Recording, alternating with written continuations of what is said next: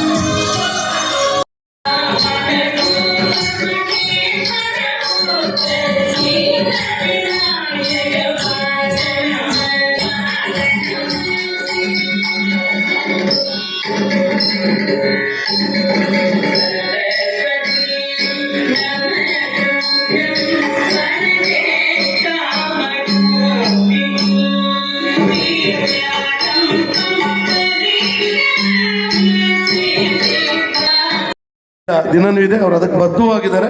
ಅದಕ್ಕೆ ಮೊದಲು ಆಶೀರ್ವಾದ ಮಾಡಿದ್ದು ನಮ್ಮ ಕೋಟಿಮಠದ ಸ್ವಾಮೀಜಿಯವರು. ನಿವೇಶನಕ್ಕಾಗಿ ಹಣವನ್ನು ಕೊಟ್ಟಿದ್ದವರು, ನಿವೇಶನವನ್ನು ಮಾಡಿ ಅಂತ ಹೇಳಿ ಆಶೀರ್ವಾದ ಮಾಡಿ ಅನೌನ್ಸ್ ಮಾಡಿದ್ದವರು. ಆದರೂ ಕೂಡ ಬೇಲೂರಿನಲ್ಲಿ ಆಗಿದೆ, ಚನ್ನರಾಪಟ್ಟಣದಲ್ಲಾಯ್ತು, ಸಕಲೇಶ್ಪುರದಲ್ಲಿ ಆಗ್ತಾ ಇದೆ.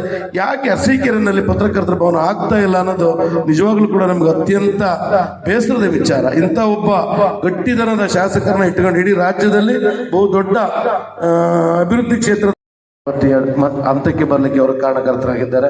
ಅವರನ್ನ ಈ ಸಂದರ್ಭದಲ್ಲಿ ಅತ್ಯಂತ ಪ್ರೀತಿಯಿಂದ ಅವರ ಆಶೀರ್ವಾದವನ್ನ ನಾನು ಬೇಡುತ್ತಾ, ಪ್ರತಿಯೊಬ್ಬರಿಗೂ ಅವರ ಆಶೀರ್ವಾದ ಇರಲಿ ಅಂತ ಹೇಳ್ತಾ, ಜುಲೈ ತಿಂಗಳಿನಲ್ಲಿ ನಡೆಯಬೇಕಾಗಿದ್ದಂಥ ಪತ್ರಿಕಾ ದಿನಾಚರಣೆ ಇವತ್ತು ನಡೀತಾ ಇದೆ.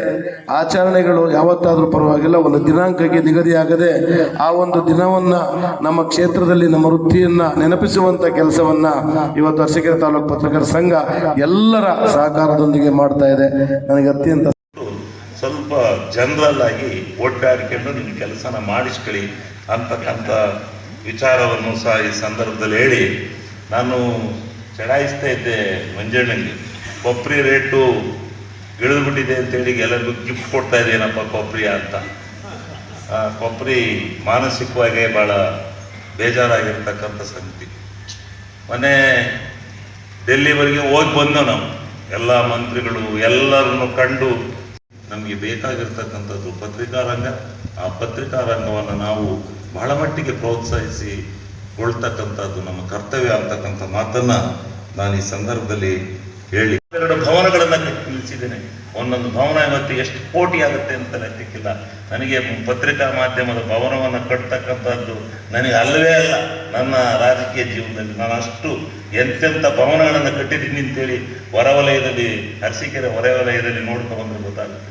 ಇಡೀ ಅರಸೀಕೆರೆ ತಾಲೂಕಿನಲ್ಲಿ ಎಷ್ಟು ಭವನಗಳನ್ನು ಕಟ್ಟಿಸಿದ್ವಿ ನಾವು. ಅದರಿಂದ ನನಗೆ ಈ ಪತ್ರಿಕಾ ಮಾಧ್ಯಮದ ಭವನ ನನಗೆ ಅಷ್ಟೊಂದು ಇದಾಗೋದಿಲ್ಲ. ಆದರೆ ಎಲ್ಲೋ ಒಂಥರ ಕಠೋರವಾದಂಥ ಮಾತುಗಳನ್ನ ಕೇಳಿದಾಗ ಯಾಕಪ್ಪ ಬೇಕು ನಮಗೆ ಅನ್ನತಕ್ಕಂಥ ಭಾವನೆ ಬರುತ್ತೆ. ಈಗ ಹಿಂದೆ ಇದ್ದಂಥ ಒಂದು ಕಾರ್ಯಕಾರಿ ಮಂಡಳಿ ಅಟ್ಲೀಸ್ಟ್ ಒಂದು ಸೈನಿಕರ ನಮ್ಮ ಜೊತೆ ಮಾತಾಡ್ಬೇಕಲ್ಲ, ನಮ್ಮ ಜೊತೆ ಬರ್ಬೇಕಲ್ಲ ಅವರು. ನೀವು ಅವ್ರನ್ನೂ ಬರ್ದಲ್ಲ ನಾವು ಹೋಗ್ತಾಗತ್ತಾ? ನಾನು ಚೀಫ್ ಮಿನಿಸ್ಟರ್ ತಕ್ಕ ಕರ್ಕೊಂಡು ಹೋಗ್ತೀನಿ. ಬಲ್ರಪ್ಪ ಚೀಫ್ ಮಿನಿಸ್ಟರ್ ಅಂದ್ರೆ ಅವ್ರ ಅಧ್ಯಕ್ಷರು ಕಾರ್ಯದರ್ಶಿಗಳಾರ ಬರ್ಬೇಕಲ್ಲ. ಯಾರು ಬರ್ತಾ ಇದ್ರು? ಅವರು ಬದಲಾದಂಥ ಸ್ಥಿತಿಗೆ ಇಲ್ಲಿ ಉಲ್ಬಣ ಆಯ್ತು, ನಿಮಗೆ ಗೊತ್ತಿಲ್ಲ. ಆದ್ರಿಂದ ಈಗ ಇವನ್ ಮಂಜು ಬಂದ ಏನ್ ಮಾಡ್ಕೊಡ್ಬೇಕು ನಾನು ಮಾಡ್ಕೊಡೋಕೆ ತಯಾರಾಗಿದ್ದೀನಿ. ಈಗ ಅದು ನಮ್ದು ಸರ್ಕಾರ ಇದೆ. ಈ ಸಂದರ್ಭದಲ್ಲಿ ಇವ್ರು ಮಾಡಿಸ್ಕೊಡ್ದಲ್ಲಿ ಇನ್ಯಾವಾಗ ಮಾಡಿಸ್ಕೊತಾರೆ? ಇವರು ಬಿಡ್ಬೇಕು, ಎಲ್ಲನೂ ಬರಬೇಕು, ನಾವೇ ಇವ್ರ ಜೊತೆ ಬರಬೇಕು. ಇವರು ಅದು ಮಾಡಲ್ಲ. ಇನ್ನು ನಿಮ್ಮ ಸಣ್ಣತನದ ಪತ್ರಿಕಾ ರಂಗಕ್ಕೆ ಬಂದ ಮೇಲೆ ಪತ್ರಿಕಾ ರಂಗದಲ್ಲಿ ವಿಶಾಲವಾದ ಮನೋಭಾವನೆಯನ್ನು ಹೊಂದಿರತಕ್ಕಂಥವ್ರು ಪತ್ರಿಕಾ ರಂಗಕ್ಕೆ ಬರಬೇಕು. ನಿಮ್ಮ ಒಂದು ಸಣ್ಣತನದ ವ್ಯಾಕುಲತೆ ಏನಾದ್ರು ಇದ್ರೆ ಅದು ನಿಮ್ಮ ಮನೆಯಲ್ಲಿ ಅಡಿಗೆ ಮನೆಯಲ್ಲಿ ಬಿಟ್ಟು ಬರಬೇಕು. ಇಲ್ಲಿ ಬಂದ ಮೇಲೆ ವಿಶಾಲವಾದ ಭಾವನೆಯಲ್ಲಿ ನೋಡ್ಬೇಕು. ಬನ್ನಿ, ಈಗಲೂ ಏನು ಕಾಲ ನಿಂಚಿಲ್ಲ. ಏನು ಒಂದು ಭವನವನ್ನ ಕಟ್ಟಿಸ್ತಕ್ಕಂಥ ನೀವುಗಳೇ ಕಟ್ಟಬಹುದು. ನೀವೇನು ಕಡಿಮೆ ಇದ್ದೀರಾ? ನೀವು ಒಂದು 7-8 ಜನ ನಟೋರಿಯಸ್ಗಳೇ ಇದ್ರಿ ಪತ್ರಿಕಾ ರಂಗದಲ್ಲಿ. ಇಲ್ಲಿ ಅರಸೀಕೆರೆಯಲ್ಲಿ ಇವರು ಅರಸೀಕೆರೆ ಆಳದ ಇದ್ದಾರೆ ಅಷ್ಟು ಜನ, ನನಗೆ ಗೊತ್ತಿದ್ದೆ. ಇವ್ರು ಹೊಂಟ್ರು ಭವನ ಆಗಿ ಹೋಗುತ್ತೆ. ಆದ್ರೆ ಇವ್ರೇನ್ ಮಾಡ್ತಾ ಇದ್ದಾರೆ, ಈ ಒಂದು ಸಣ್ಣ ಭಾವನಾತ್ಮಕವಾದ ಇದರಲ್ಲಿ ಈ ಸಂಘನ ನಿಲ್ಲಿಸ್ಕೊಂಡು ಕೂತಿದ್ದೀರಿ.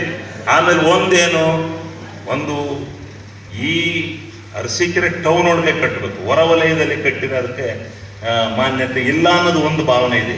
ನಿವೇಶನಗಳ ಕೊರತೆನಲ್ಲಿ ಈ ಹೊರಭಾಗದಲ್ಲಿಂದ ನಡ್ರಿ, ನಾಳೆ ಬೆಳಿಗ್ಗೆ ಎದ್ದು ರಿಜಿಸ್ಟರ್ ಮಾಡಿಸಿದ್ದೀರ 60-40 ಇಲ್ಲಿ ನಮ್ಮ ವಾಲ್ಮೀಕಿ ಭವನ ಐತಲ್ಲ ಅದ್ರ ಪಕ್ಕದಲ್ಲಿ ಬೆಳಿಗ್ಗೆ ರಿಜಿಸ್ಟರ್ ಮಾಡ್ಕೊಂಡು ನಡೆಯೋದು.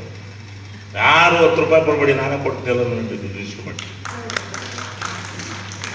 ಹಂಗೆ ಅದೇನಾಗಿದೆ ಇಲ್ಲಿ ಈ ಕಟ್ಟಿನಲ್ಲಿ ಇಲ್ಲೇ BH ರೋಡು, BM ರೋಡು, ಈ ಮದ್ಯಾರ್ ಬೀದಿ ಇಲ್ಲೇ ಏನಾದ್ರು ಮಾಡಿ ಕಟ್ಕೋಬೇಕು ಅನ್ನೋದು ಇವ್ರ ಆಸೆ ಇದೆ ಅಲ್ವೇಂದ್ರಪ್ಪ? ನಿಮ್ಮ ಆಸೆ ಇರ್ತಕ್ಕಂಥದ್ದು ಅಂತಾನೆ. ಅದಕ್ಕೋಸ್ಕರ ನಾವು ಹೊರವಲಯಕ್ಕೆ ಹೋಗೋದು ಬೇಡ ಅಂತೇಳಿ ನಾವು ಸುಮ್ಮನಿದ್ದೀವಿ. ಇಲ್ಲಿ ಕಟ್ಟಬೇಕು ಅಂತ ಅಂದ್ರೆ ಸ್ವಲ್ಪ ನಿವೇಶನಗಳ ಕೊರತೆ ಇದೆ. ಒಂದು ಸೈಟ್ ಇದೆ, ಅದು ಸರ್ಕಾರದವ್ರಿಗೂ ಹೋಗಿದೆ, ಸರ್ಕಾರದವ್ರಿಗೆ ಹೋಗಿದೆ. ಬೆಂಗಳೂರಿಗೆ ಬರ್ತಾರೆ ಶಿವಲಿಂಗಿ ಹೊಡೆದು ನೋಡಕ್ಕಲ್ಲ. ಶಿವಾನಂದ ತಗಡೋರವ್ರೆ, ನೀವ್ಯಾರೋ ವಹಿಸ್ಕೊಂಬಿಡಿ, ನೀವು ಹೆಂಗೂ ಅಲ್ಲೇ ಇರ್ತೀರ ಬೆಂಗಳೂರಲ್ಲಿ, ದಿವ್ಸಕ್ಕೊಂದ್ಸರಿ ಸಿಗ್ತೀರ, ನೀವೇ ಶೇರ್ ಮಾಡಿಕೊಟ್ಬಿಡೋಣ. ಅದು ಯಾವ ದೊಡ್ಡ ಕೆಲಸ, ಅದನ್ನ ಮಾಡಿಸ್ಕೊಡೋಣ. ನಿವೇಶನನ ಇನ್ನ ವಾಗ್ದಾನ ಮಾಡದೇ ಇದ್ರು ಸರಿ ಹೋಗತ್ತಲ್ಲ. ಇದೇನಪ್ಪ ಶಿವಲಿಂಗಿ ಹೊಡೆ ಬರೀ ಭಾಷಣ ಹೊಡೆದೋದ ಅಂತಾರೆ. ಇನ್ನು 3 ತಿಂಗಳು ಒಳಗಾಗಿ ಪತ್ರಿಕಾ ನಿವೇಶನಕ್ಕೆ ಪೂಜೆ ಮಾಡ್ತೀವಿ. ಅದು ದುಡ್ಡು ಎಲ್ಲಿ ತರ್ತೀವೋ, ಎಲ್ಲಿ ಬಿಡ್ತೀವೋ, ಯಾತ ಮಾಡ್ತೀವೋ, ಸ್ವಾಮೀಜಿಯರ ಹತ್ರ ಎಷ್ಟು ಕಿರ್ತೀವೋ, ಯಾರ ಹತ್ರ ಎಷ್ಟು ಕಿರ್ತೀವೋ, ಏನೆಲ್ಲ ಮಾಡ್ತೀವೋ ಗೊತ್ತಿಲ್ಲ. ಒಟ್ಟಾರೆ ಸೇರಿ ಇನ್ನು 3 ತಿಂಗಳೊಳಗೆ ಜಾಗವನ್ನ ಪೂಜೆ ಮಾಡ್ತೀವಿ. ಅದಾದ ಮೇಲೆ ಭವನನ ಹೆಂಗ್ ಕಟ್ಟಬೇಕು ಅನ್ನೋದನ್ನು ನಾನು ಹೇಳ್ತೀನಿ. ಆ ರೀತಿ ಭವನನೂ ಮುಂದಿನ ಪತ್ರಿಕಾ ದಿನಾಚರಣೆ ಒಳಗಡೆ ನೀವೆಲ್ಲ ಮನಸ್ಸು ಮಾಡಿದರೆ ಆ ಭವನವನ್ನು ಕಟ್ಕೊಡ್ತಕ್ಕಂಥ ಕೆಲಸವನ್ನು ನಾವೆಲ್ಲ ಒಟ್ಟಿಗೆ ಸೇರಿ ಮಾಡೋಣ. ನಿವೇಶನ ಹೇಳಿದರೆ ನಿವೇಶನ ಇನ್ನು 3 ತಿಂಗಳೊಳಗಾಗಿ ನಿಮ್ಮ ಪತ್ರಿಕಾ ಸಂಘಕ್ಕೆ ರಿಜಿಸ್ಟರ್ ಮಾಡಿಸ್ಕೊಡ್ತಕ್ಕಂಥ ಕೆಲಸವನ್ನು ಇನ್ನು 3 ತಿಂಗಳೊಳಗೆ ಮಾಡ್ತೀವಿ. ಅದನ್ನು ಮಾಡಿಸ್ಕೊಡೋವಂಥ ಜವಾಬ್ದಾರಿನ ನಾನು ಹೊರ್ತೀನಿ. ನೀವು ದುಡ್ಡು ನಾನು ಬನ್ನಿ, ಯಾವ್ಯಾವ ಜೋಬಲ್ ದುಡ್ಡು ಇರುತ್ತೆ ನನಗೆ ಗೊತ್ತಿರುತ್ತೆ, ಅಲ್ಲಿ ಕೈ ಹಾಕ್ತೀನಿ. ನೀವು ಹಿಂದೆ ಅದು ನೀವಿದ್ರೆ ಪತ್ರಿಕೆಯಲ್ಲಿದ್ರೆ ದುಡ್ಡು ಹುಟ್ಟಿಸೋದು ಒಂದು ಲೆಕ್ಕ ಇರ್ರಿ, ಎಷ್ಟು ಬೇಕಾದ್ರೆ ಕಿರ್ಕೋಬೋದು. ಬರ್ರಿ, ಒಳ್ಳೊಳ್ಳೆರ ಹತ್ರ ಈಸ್ಕೊಡ್ತೀವಿ, ಬರ್ರಿ ದುಡ್ಡ ಈಸ್ಕೊಂಡು ಭವನನೂ ಕಟ್ಟೋದನ್ನು ಮಾಡ್ತಕ್ಕಂಥ ಇದನ್ನು ನಾನು ನೋಡಿದ್ದೇನೆ. ಆದ್ದರಿಂದ ಅವ್ರಿಗೆ ಯಾವತ್ತೂ ಪ್ರೀತಿ ವಿಶ್ವಾಸ ಈ ರಂಗದ ಮೇಲೆ ಇದೆ. ಈ ರಂಗದ ನಡೆಸ್ತಕ್ಕಂಥ ಎಲ್ಲ ಸ್ನೇಹಿತರುಗಳ ಮೇಲೆ ಇದೆ. ಆ ರೀತಿ ಅವರು ಮನೆಗೆ ಹಬ್ಬಕ್ಕೆ ಊಟ ತರದಂಗೆ ಕರೀತಾರೆ. ಮಠದಲ್ಲಿ ಯಾವುದೇ ಒಂದು ಕಾರ್ಯಕ್ರಮ ಆದರೂ ಸಹಿತ ಅವರನ್ನು ಕರೆದು ಪ್ರತ್ಯೇಕವಾಗಿ ಆತಿಥ್ಯತೆಯನ್ನು ಮಾಡತಕ್ಕಂಥ ಪ್ರವೃತ್ತಿಯನ್ನು ನಮ್ಮ ಪರಮಪೂಜ್ಯ ಸ್ವಾಮೀಜಿಗಳು ಇಟ್ಕೊಂಡಿದ್ದಾರೆ. ನಾವು ಇಟ್ಕೊಂಡಿದ್ದೀವಿ. ಆದರೆ ನಮ್ಮ ತಗಡೂರವ್ರು ಹೇಳಿದಂಗೆ ಕೆಲವರು ಬರಲ್ಲ, ಕೆಲವರು ಬರ್ತಾರಂತೆ. ನಾನೇನು ನಿಮ್ಮ ಈ ಪತ್ರಿಕಾ ರಂಗದ ಭಾಗಗಳಿಗೆ ನಾನೇನು ಮಾನ್ಯತೆ ಇದೇನು ಕೊಡಲ್ಲ, ಅವ್ರವ್ರ ಭಾಗ ಅವ್ರವ್ರದ್ದು. ಆದರೆ ನನ್ನ ಜೊತೆ ನನ್ನ ಒಂದು ಅನಿಸಿಕೆ ಏನಿದೆ, ನಾನು ಕಿವಿಯಾರೆ ಕೇಳಿದ್ದೀನಿ. ಆ ಶಿವಲಿಂಗೇಗೌಡನ ಕೈಯಿಂದ, ಶಿವಲಿಂಗೇಗೌಡನ ಸಹಾಯದಿಂದ ನಾವು ಪತ್ರಿಕಾ ಭವನವನ್ನು ಕಟ್ಟಬೇಕಾ, ಕಟ್ಕೂಡ್ದು ಅಂತಕ್ಕಂಥ ಮಾತನ್ನು ಕೇಳಿದಂಥ ನನ್ನ ಕಿವಿಯಾರೆ ಕೇಳಿದ್ದೀನಿ. ಇನ್ನೆಲ್ಲಾರ ಯಾಕ ಬಂದು ಇವನು ಹೇಳಿದ್ರೆ ನಾನು ಹಿಂದಕ್ಕೆ ಹೋಗಲ್ಲ. ಇವತ್ತು 32 ಸಮಾಜಗಳಿಗೆ ಒಂದೊಂದು ಸಮಾಜಕ್ಕೆ ಒಂದೊಂದು ಎಕರೆ ಜಾಗವನ್ನು ಬರ್ಕೊಟ್ಟು ಕಾರ್ಯಾಂಗ, ನ್ಯಾಯಾಂಗ ಇವು 3 ಪ್ರಕಾರಗಳು ನಮ್ಮ ಸಂವಿಧಾನದಲ್ಲಿ ಅಡಕವಾಗಿದ್ದವು. ಅದರ ಜೊತೆಯಲ್ಲಿ ನಮ್ಮ ಪತ್ರಿಕಾ ರಂಗವು ಕೂಡ ಒಂದು ಮಹತ್ತರವಾದಂಥ ಸ್ಥಾನವನ್ನು ಪಡೆದಿದೆ. ಸಮಾಜ ಇರುತ್ತೆ, ಸಮಾಜದ ಈ 3 ವರ್ಗಗಳು ಮಾಡತಕ್ಕಂಥ ತಪ್ಪುಗಳನ್ನು ಎತ್ತಿಡಿಯತಕ್ಕಂಥ ಶಕ್ತಿ ಈ ಪತ್ರಿಕಾ ರಂಗಕ್ಕಿದೆ. ಏನು ಈ ಪತ್ರಿಕಾ ರಂಗದ ಮಹತ್ವನ ಅರ್ಥಂತವರೇ ಬಲ್ಲರು. ಹಿಂದೆ ಆ ಪತ್ರಿಕಾ ವಾಣಿಯಲ್ಲಿ ಅವರು ಬರೀತಾ ಇದ್ದಂಥ ಸಂಪಾದಕರ ಅನಿಸಿಕೆಗಳನ್ನ ಬಹುಶಃ ನಾನು ಓದ್ತಾ ಇದ್ದೆ. ನಾನು ಯಾವುದೇ ಸಂಪಾದಕರ ವಾಣಿಯ ಅನಿಸಿಕೆಗಳನ್ನು ನಾನು ಬಿಡ್ತಾ ಇರಲಿಲ್ಲ, ಬಹಳ ಮಟ್ಟಿಗೆ ಕೂತು ಓದ್ತಾ ಇದ್ದೆ. ಆ ಸಂಪಾದಕರ ವಾಣಿಯಲ್ಲಿ ಅನಿಸಿಕೆಗಳಲ್ಲಿ ಬರೆದಂಥ ಸತ್ಯಾಂಶ, ಆ ಸತ್ಯದ ಹೊನಲು ಮತ್ತಾರಿಗೂ ಸಿಗ್ತಾ ಇರಲಿಲ್ಲ. ಅಂಥ ಒಂದು ಸತ್ಯದ ವಿಚಾರದನ್ನ ಮುಂದೆ ಮುಖಪುಟದಲ್ಲಿ ಬಣ್ಣವನ್ನು ಹಚ್ಚಿ ವರದಿ ತಯಾರಾಗಿದ್ರೂ ಕೂಡ, ಬಣ್ಣ ರೂಪವನ್ನು ತಾಳಿದ್ರೂ ಕೂಡ, ಆ ಸಂಪಾದಕೀಯದಲ್ಲಿ ಬರೆಯತಕ್ಕಂಥ ಆ ಅನಿಸಿಕೆಗಳು, ಅವರ ವಿಚಾರಧಾರೆಗಳು ಬಹಳ ಮಹತ್ತರವಾಗಿರ್ತಕ್ಕಂಥ ಸ್ಥಾನವನ್ನು ಪಡೆದಿರ್ತಾರೆ. ನಾನು ಹೆಚ್ಚಿಗೆ ಮುಖಪುಟಕ್ಕಿಂತ ನಾನು ಒಂದು ಸಂಪಾದಕರ ಅನಿಸಿಕೆಗಳಿಗೆ ನಾನು ಹೋಗ್ತಾ ಇದ್ದೆ. ವಿಚಾರಗಳು ಮತ್ತು ಒಂದು ವಿಚಾರ ಪ್ರಸ್ತಾಪವಾದರೆ ಆ ವಿಚಾರದ ಬಗ್ಗೆ ಒಳಿತು ಕೆಟ್ಟದ್ದನ್ನು ವಿಮರ್ಶೆ ಮಾಡ್ತಕ್ಕಂಥ ಒಂದು ಅಂಕಣ ಬೇರೆ ಬರ್ತಾ ಇದ್ದಾಗ ಆ ಅಂಕಣವನ್ನು ಓದಿದ್ರೆ ಇನ್ನೂ ಬಹಳ ಚೆನ್ನಾಗಿ ಕೇಳ್ತಾ ಇತ್ತು. ಅಂತೆಲ್ಲ ಇದ್ದಂಥ ಒಂದು ಅನಿಸಿಕೆಗಳನ್ನು ನಾವು ಪತ್ರಿಕಾ ರಂಗದಲ್ಲಿ ನಾವು ನೋಡ್ಕೊಂಡ್ಬರ್ತೀವಿ. ಇವತ್ತು ನಾವು ಓದುವಂಥ ತಿರುಳು ಅದೇನೆ. ಅದರಲ್ಲಿ ಇತ್ತೀಚಿನ ದಿನಗಳಲ್ಲಿ ವೈಜ್ಞಾನಿಕತೆ ಬೆಳೆದಂತೆ ಸ್ವಲ್ಪ ವೈಚಾರಿಕತೆಯನ್ನು ಬೆಳೆದಂತೆ ಎಲ್ಲ ಸ್ವಲ್ಪ ಇರುಸು ಮುರುಸು ಉಂಟಾಗ್ತಕ್ಕಂಥದ್ದು ಸ್ವಾಭಾವಿಕ. ಅದನ್ನೆಲ್ಲ ನಾವು ತಿದ್ಕೊಂಡು ಹೋಗಬೇಕಾದಂಥ ಅನಿವಾರ್ಯತೆ ಇದೆ. ಅದನ್ನು ನಾವು ಹೋಗ್ತಾ ಇದ್ದೀವಿ. ಆ ರೀತಿ ಈ ಸಮಾಜದ ಡೊಂಕನ್ನು ತಿದ್ದಬೇಕಾದ್ರೆ ಇವತ್ತು ಸಮಾಜ ಬೆಳೆದಂತೆ, ಸಮಾಜ ವೈಜ್ಞಾನಿಕತೆ ಕಡೆ ಹೋದಂತೆಲ್ಲ ಜನ ಎದುರದು ವಿಚಾರಕ್ಕೆ ಮತ್ತು ಪ್ರಚಾರಕ್ಕೆ. ಈ ವಿಚಾರ ಪ್ರಚಾರ ಇವೆರಡೂ ಸೇರಿದರೆ ಒಂದು ಸಮಾಜವನ್ನು ಒಂದು ನೆಲಗಟ್ಟಿನ ಮೇಲೆ ನಿಲ್ಲಿಸ್ಬೋದು. ಆ ನೆಲಗಟ್ಟನ್ನು ನಿಲ್ಲಿಸಲಿಕ್ಕೆ ಪ್ರಾಮಾಣಿಕವಾದಂಥ ಪ್ರಯತ್ನ ಪತ್ರಿಕಾ ರಂಗದಿಂದಲೇ ಆಗಬೇಕು. ಇವತ್ತು ಸಾಮಾಜಿಕ ಜಾಲತಾಣದಲ್ಲೂ ಕೂಡ ಇವತ್ತು ಬಹಳಷ್ಟು ಜನ ಹೆದರ್ತಾ ಇದ್ದಾರೆ. ವಿಚಾರಗಳು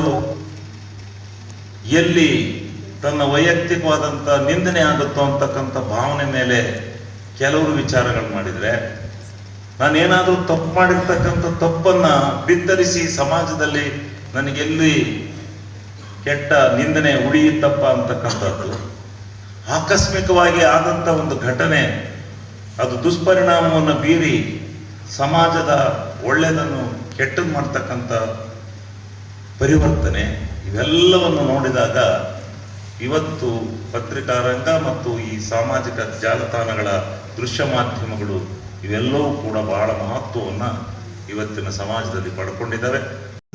ನಮಗೆ ಆ ಭವನ ಆಗಲಿಲ್ಲ ಅನ್ನೋದು ನೋವು ಸದಾ ಕಾಣುತ್ತೆ. ಹಾಗಾಗಿ ದಯಮಾಡಿ ಈ ನಿಟ್ಟಿನಲ್ಲಿ ಎಲ್ಲರೂ ಭಿನ್ನಾಭಿಪ್ರಾಯ ಮರೆತು ಪತ್ರಕರ್ತರು ಎಲ್ಲರೂ ಕೂಡ ಒಟ್ಟಾಗಿ ಆ ಕೆಲಸವನ್ನು ಮಾಡಲಿಕ್ಕೆ ಪ್ರಯತ್ನವನ್ನು ಮಾಡಬೇಕು ಅಂತೇಳಿ ನಿರೀಕ್ಷೆಯನ್ನು ಮಾಡ್ತೇನೆ. ಹಾಗೆ ಇವತ್ತು ಕಾರ್ಯಕ್ರಮಕ್ಕೆ ಬರಲೇಬೇಕು ಅಂತೇಳಿ ಒತ್ತಾಯ ಮಾಡಿದಂಥರು ನಮ್ಮ ಮಂಜು ಅಧ್ಯಕ್ಷ ಸಹ, ನೀವು ಬರದೇ ಇದ್ದರೆ ನಮಗೆ ಕಾರ್ಯಕ್ರಮ ಅಷ್ಟು ಚೆಂದ ಆಗಲ್ಲ, ದಯಮಾಡಿ ಬಂದವರಬೇಕು ಅಂತೇಳಿ ಅವರ ಒತ್ತಾಯಕ್ಕೆ ಕಟಿಬಿದ್ದು ಅನೇಕ ಸ್ನೇಹಿತರುಗಳು ಇಲ್ಲಿಂದ ಫೋನ್ ಮಾಡಿದರು. ಅವರೆಲ್ಲರ ಒತ್ತಾಯಕ್ಕೆ ಕಟಿಬಿದ್ದು ನಾನು ಈ ಕಾರ್ಯಕ್ರಮಕ್ಕೆ ಬಂದಿದ್ದೇನೆ. ಹಾಗಾಗಿ ಕಾರ್ಯಕ್ರಮಕ್ಕೆ ಬಂದಂಥ ಸಂದರ್ಭದಲ್ಲಿ ನೀವೆಲ್ಲರೂ ಕನಿಷ್ಠ ಒಂದು ಸಣ್ಣ ವಿಮರ್ಶೆಯನ್ನು ಮಾಡ್ಕೊಳ್ಳೋಣ. ಕನಿಷ್ಠ ಒಬ್ಬ ಒಳ್ಳೆಯ ಪತ್ರಕರ್ತ ಆಗದೇ ಇದ್ರೂ ಪರವಾಗಿಲ್ಲ, ಒಬ್ಬ ಒಳ್ಳೆಯ ಪ್ರಜೆ ಆಗಲಿಕ್ಕಾದರೂ ಯೋಚನೆಯನ್ನು ಮಾಡೋಣ. ನಾವು ಯಾರು ಕೂಡ 200 ವರ್ಷ ಅಮೂಲ್ಯವಾದದ್ದು, ಅದನ್ನು ಬಳಕೆ ಮಾಡ್ತಕ್ಕಂಥದ್ದು ಅವರ ಕೈಯಿದೆ. ಹಿಂದೆ ರಾಜರು ಮಹಾರಾಜರು ಎಲ್ಲರ ಕಾಲದಲ್ಲೂ ಗೌರವ. ಹಾಗಾಗಿ ಇವತ್ತು ಅವರು ಈ ವೇದಿಕೆಯಲ್ಲಿರುವಂಥ ಸಂದರ್ಭದಲ್ಲಿ ನಾನು ಅವರಿಗೆ ಭಕ್ತಿ ಸಮರ್ಪಣೆಯನ್ನು ಮಾಡ್ತಾ, ಅರಸೀಕೆರೆ ತಾಲೂಕು ಪತ್ರಕರ್ತರ ಸಂಘದ ಬಗ್ಗೆ ನಮ್ಮ ರವಿನಾಥ್ರವರು ಮಾತನಾಡುವಾಗ ಪತ್ರಕರ್ತರು ಭವನದ ಬಗ್ಗೆ ಹೇಳಿದರು. ನಾನು ಕಳೆದ ಬಾರಿ ಬಂದಾಗಲೇ ಹೇಳಿದ್ದೆ, ಮತ್ತೊಮ್ಮೆ ನಾನು ಭವನದ ಬಗ್ಗೆ ಮಾತಾಡೋಣ ಅಂತ.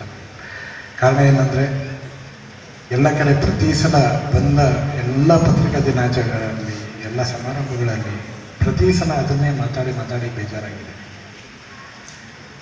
ನಿಮಗೆ ಒಂದೇ ಒಂದು ಇನ್ಸಿಡೆಂಟ್ ಹೇಳ್ತೀವಿ. ಕೊಪ್ಪಳ ಜಿಲ್ಲೆ, ಆ ಜಿಲ್ಲೆಯಲ್ಲಿ ಒಂದು ಪತ್ರಿಕಾ ದಿನಾಚರಣೆ ಕಾರ್ಯಕ್ರಮ ಕಳೆದ ಬಾರಿ ಹೋಗಿದೆ. ಅದು ಹೀಗೆ 20 ವರ್ಷದಿಂದ ಭವನ ಮಾಡಬೇಕು ಅಂತ ಅವ್ರಿಗೆಲ್ಲದು ಇವ್ರಿಗೆಲ್ಲದು, ಅವರ ಅಡ್ಡ ಹಾಕೋದು ಇವ್ರ ಅಡ್ಡ ಹಾಕೋದು ಹೀಗೆ ನಡೆದು ಹೋಯಿತು. ಕಳೆದ ಬಾರಿ ಕೊಪ್ಪಳ ಜಿಲ್ಲೆಯ ಪತ್ರಿಕಾ ದಿನಾಚರಣೆ ಸಮಾರಂಭಕ್ಕೆ ಹೋದಾಗ ಗವಿಸಿದ್ದೇಶ್ವರ ಸ್ವಾಮೀಜಿಗಳ ಸನ್ನಿಧಿಯಲ್ಲಿ ಆ ಸಮಾರಂಭ ಗಂಗಾವತಿಯಲ್ಲಿ. ಆ ಸಂದರ್ಭದಲ್ಲಿ ಆ ವೇದಿಕೆಗೆ ಸಚಿವರಾದಂಥ ಆನಂದ್ ಸಿಂಗ್ ಅವರು ಬಂದಿದ್ದರು. ಆನಂದ್ ಸಿಂಗ್ ಅವರು ಬರೋಕ್ಕಿಂತ ಮುಂಚೆ ಅವರು ಬರ್ತೀರಾ ಅಂತ ಫೋನ್ ಮಾಡಿದರು. ಬರ್ತೀನಿ ಸರ್. ಅವರ